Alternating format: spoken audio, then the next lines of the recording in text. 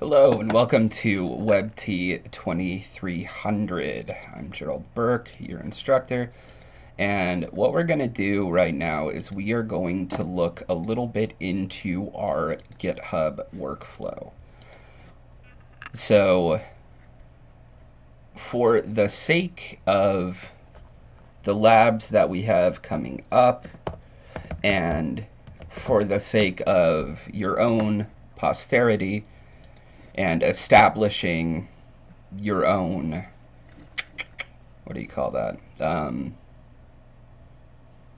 Logged in portfolio. That's the word I'm looking for. For establishing your own portfolio, we are going to hop in here. And if you do not have a GitHub account, go ahead and create one. Do not use your student ID. Your student ID goes away when you stop being a student. And then you don't want to lose access to your GitHub, because that is the best way for you to back up your work, share your work, show what you're working on. Now, when you get in here and you get set up, you're going to want to do a couple of things to get yourself started. So the first big one is, and you can come down here into the settings, and you want to set up an SSH key. So as you can see, I have two SSH keys in here. I have the one that I have for my desktop. I have the one that I have for my work laptop, which is what I'm on right now. So if I delete this work laptop key, and I'm going to just go ahead and delete it, I can generate a new key on my host machine. Now, if you have Git installed on your local machine, that's fine. If you don't, we'll talk about that step next. But you can use mingw here. Otherwise, you can use the command prompt. And what we're going to do is we're just going to do a simple SSH key gen. Now, I'm going to hop in here real quick and make sure that we don't blow up our existing key. So I believe it will do, yeah, it'll do RSA by default. All right, so I'm going to come in here, I'm going to hit SSH keygen, and no, it's doing ed 25.519. Okay, so let me hop in here and delete those guys too. All right, so if you just want this to install in the basic place, which I would recommend, using the generic file name, which I would also recommend, go ahead and hit enter. You can enter your passphrase.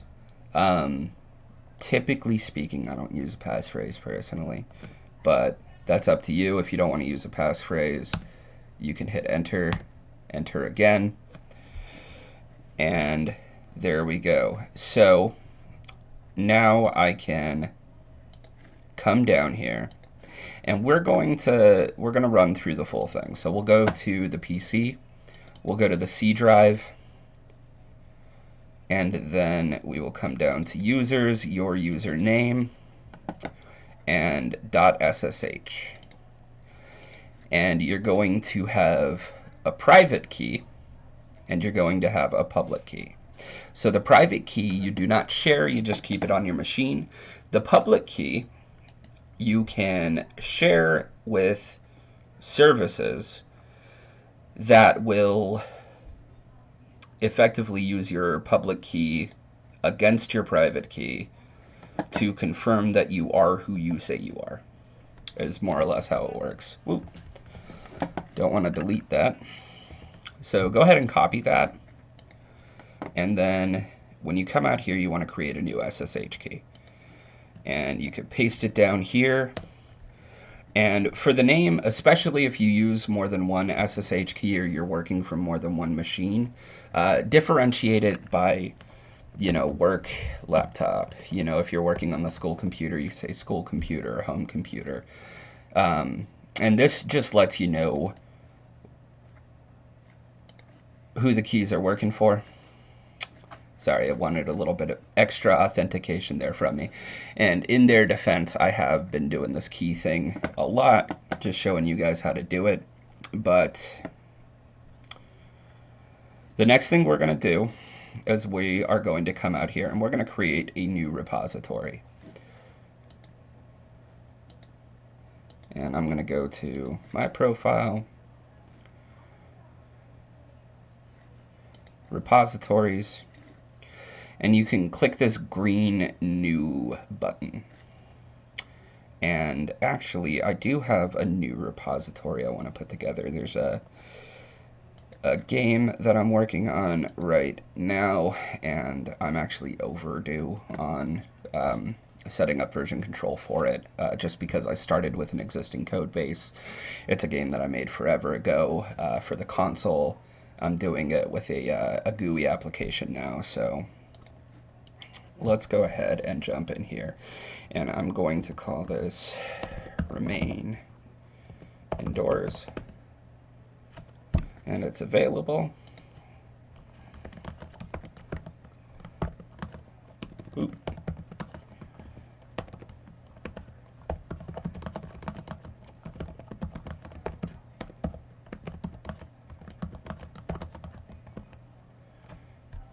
All right.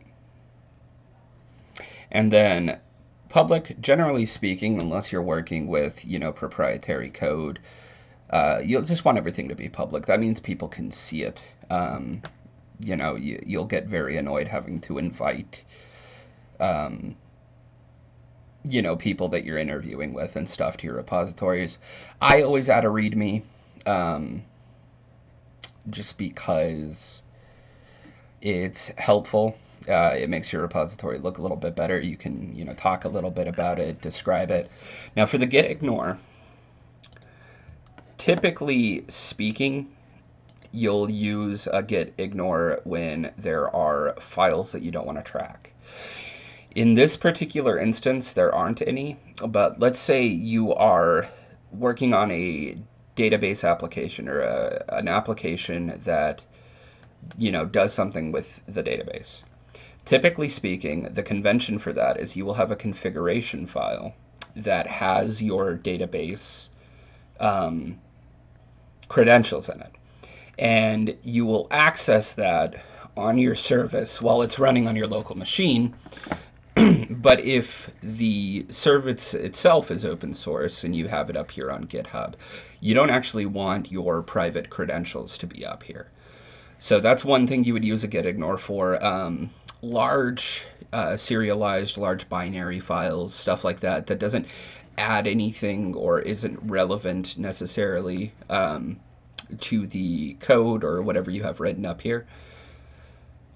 Now, for license, you don't have to choose a license, but there are a number of licenses.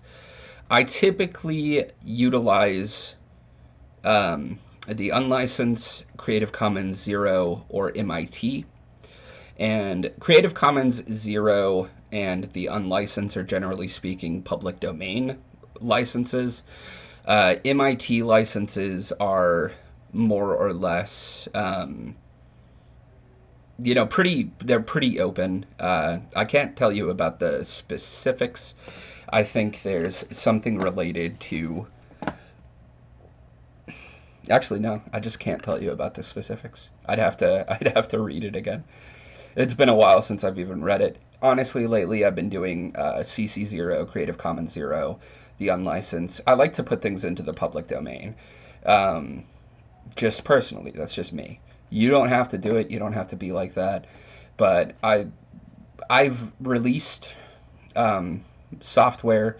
I've released, art, applications, stuff like that, public domain. And I don't personally feel like I made less money on any of it because it was public domain. As a matter of fact, honestly, some people will pay you more for something that you provide for free, as long as they have uh, a good path for doing so. But let's go ahead and create this repository. All right, so we're here. It generates the README with the repository name, the description, and now we have a repository. We want to get this bad boy locally. So here's where I'm going to break away and say that if you haven't installed Git on your machine, go ahead and do that. Now, if you're on a Linux machine, this is typically a lot easier. You'll just, in the command line, apt-get install Git if it isn't already installed. But you'll want to go to, if you're on Windows, this is the installer I would recommend. For the installer process, because it's kind of a long process, just leave everything on the default. You don't need to worry about setting up anything specific. And when you get that open, you will have Git Bash and you will have Git GUI. And I'm going to show you how to use Git Bash. I don't personally like Git GUI. If I was going to use a GUI for Git, of course I would use, if I'm working in a GitHub environment, I would use GitHub Desktop, which is very, very GitHub friendly. The only thing is, when you have more complex issues down the road, it becomes tedious, and honestly, booting that up and doing all the extra stuff inside of there, when you get good enough in the command line's going to be just as fast or faster than doing all of that extra stuff. So I would recommend getting used to the command line. Now I can go back here and go into that repository I just made. My repositories remain indoors. And what I can do is select code here. And I have some options, so I can use HTTPS, SSH, or GitHub CLI. Now, there are some additional things that you need to configure, set up. Credentials have to be done a different way when you clone by HTTPS. That's why I recommend SSH. GitHub recommends SSH. That's why when you click on the code button, that's the first thing that pops up. And you could also just straight up download, or you can open it up in GitHub Desktop if you have that installed. But the command that we're going to use to pull this down, to clone this, is git clone. And if you're a copy and paster, you're going to have to resist the urge to hit Control V or Control C, anything like that, while you're in here. Just hold Shift and press the Insert button. And it already exists, and it's not an empty directory.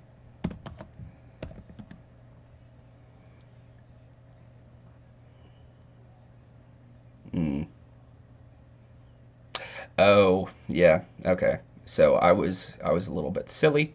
So I'm going to move this bad boy. Remain indoors. I'm going to rename it to rm-project.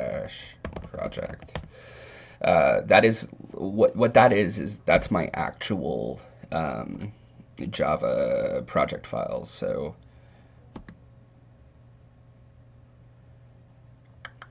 all right, so now I should be able to git clone, insert, beautiful, and then I can cd in there.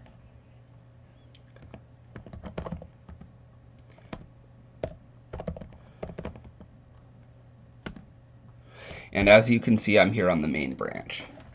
Now, typically speaking, if you are working on a project, a larger project, you're working with other people, you're working in a code base, that isn't exclusively yours.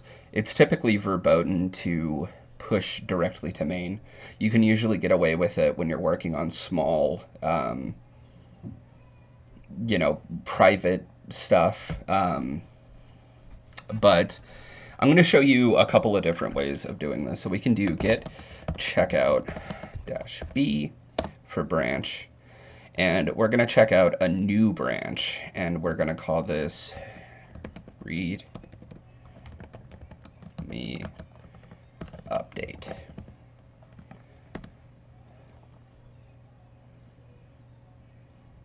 Not a valid branch name. Yeah, of course it's not a valid branch name. Remember what I was talking about with kebab case. This is relevant. Readme update. There we go. So now we have a new branch, readme update. And what we're going to do is we're going to make a change inside of this branch. And because it's readme update, we're going to make a change to the readme. What we'll do is we'll go ahead and open up our full project directory here. Select this folder. So we have the license, we have the readme, and maybe I want to, this is fine, this kebab case thing is fine for a repository name in Git, but it's not the actual stylized name of the project, so we'll change that, and we'll make a very small change. And then what we can do from here is we could say git status. Now this tells us that we have modified readme.md, but it's not currently staged for a commit.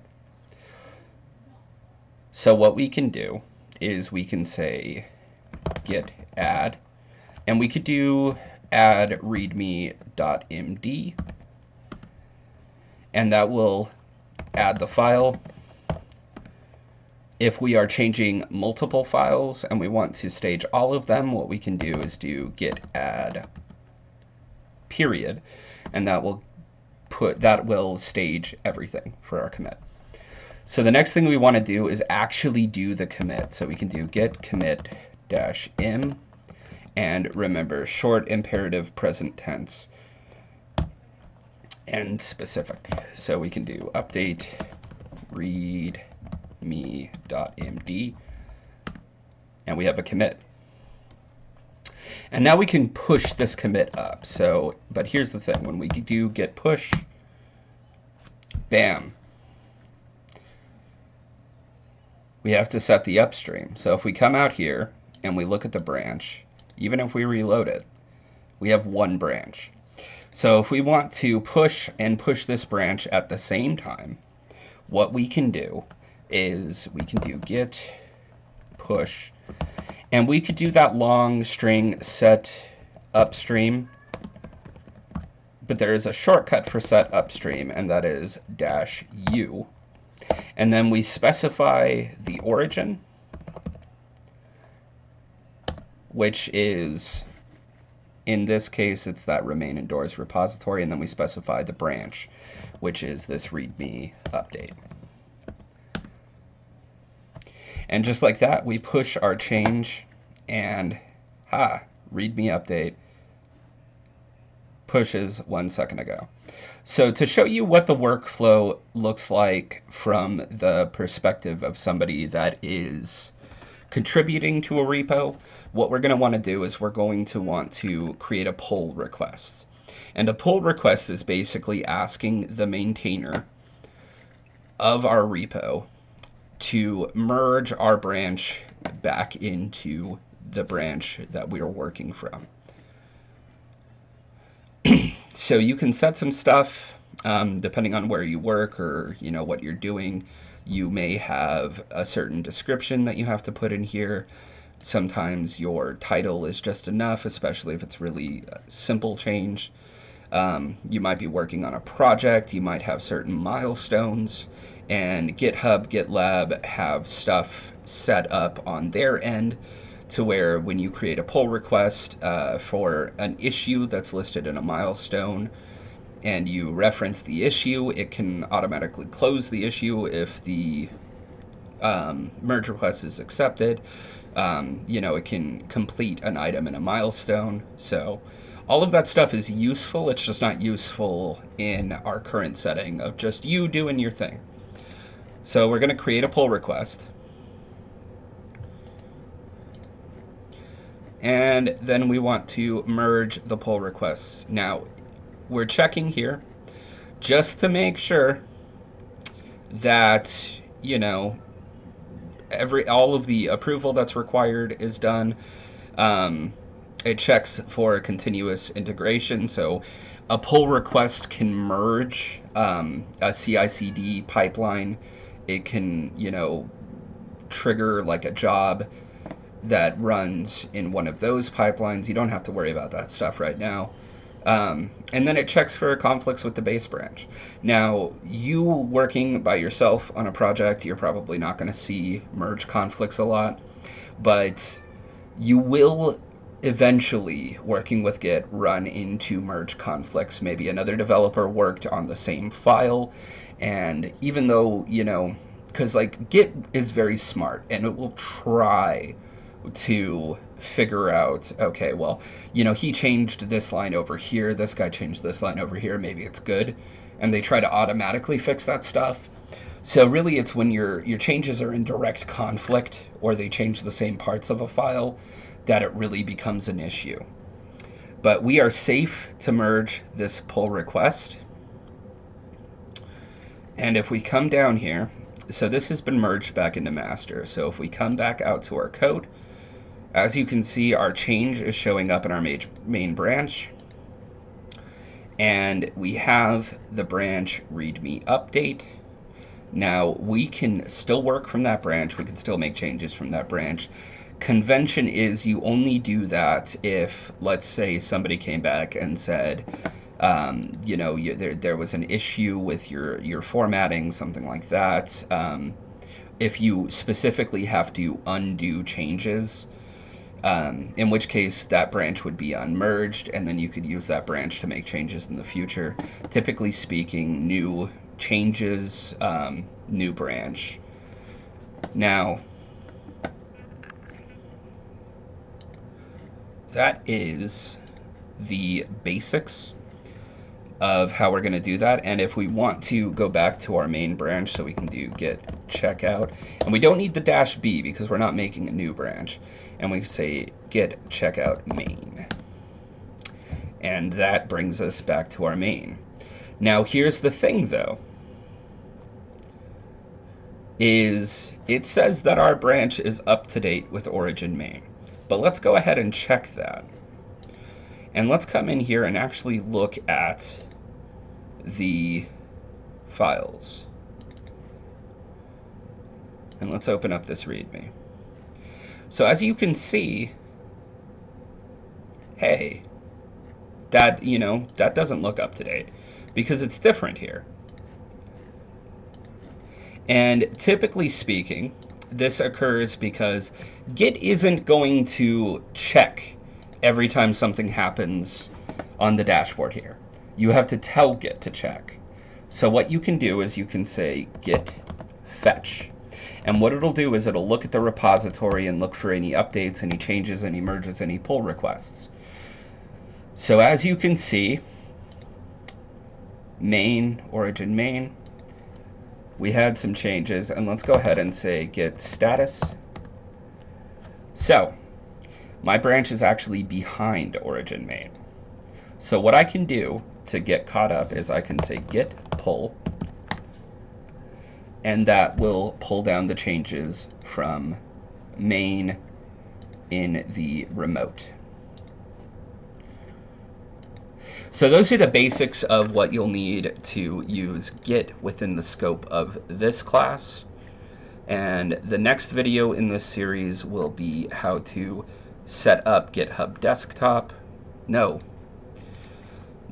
not GitHub Desktop, GitHub Pages. That's what we'll be setting up next.